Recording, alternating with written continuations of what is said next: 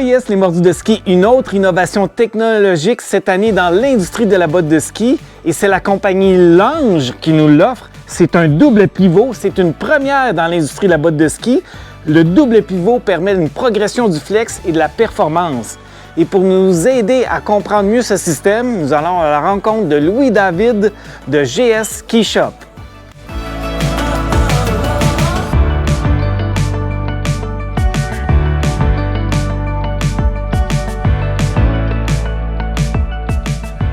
Salut les mordus, salut François. Aujourd'hui, on vous présente justement la Shadow, donc un produit de Lange avec le Dual Pivot et son chausson Oxetic.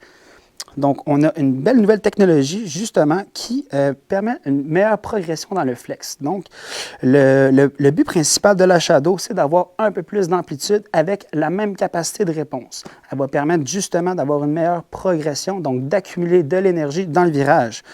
L'énergie va s'accumuler avec le deuxième pivot. Donc, on a un plastique qui n'est pas nécessairement plus rigide, mais avec plusieurs suspensions différentes. Ça a été inspiré des vélos de montagne. Donc, on le voit à l'arrière d'une suspension de vélo de montagne. On a 2 points de pivot. On l'a maintenant ajouté à la botte de ski chez Lange. Donc, ça permet un petit peu plus d'amplitude dans le mouvement. Ça permet justement d'être plus stable et d'avoir une meilleure réponse au retour en tant que tel. Donc, de rendre ça, encore une fois, plus progressif. De la même manière, aussi chez le chausson, on a travaillé avec le matériel Oxetic. On a ici des petites découpes qui rendent le moulage du chausson beaucoup plus rapide. Donc, rapidement, le chausson se moule dépendamment de la forme du pied. Donc, si on fait un comparatif avec deux bottes de la même marque complètement différente, on a ici justement la Lange Shadow avec son rocker arm et son dual pivot. Et à côté, une botte LX de chez Lange. Donc, si on fait un petit comparatif au niveau du flex, on va voir que lorsqu'avec on a un grip walk, on fait une flexion, la botte a beaucoup plus tendance à lever. Si on fait le même exercice avec la botte Lange, le flex est beaucoup plus réparti. On a une meilleure stabilité et le talon est un peu plus ancré dans le fond de la botte.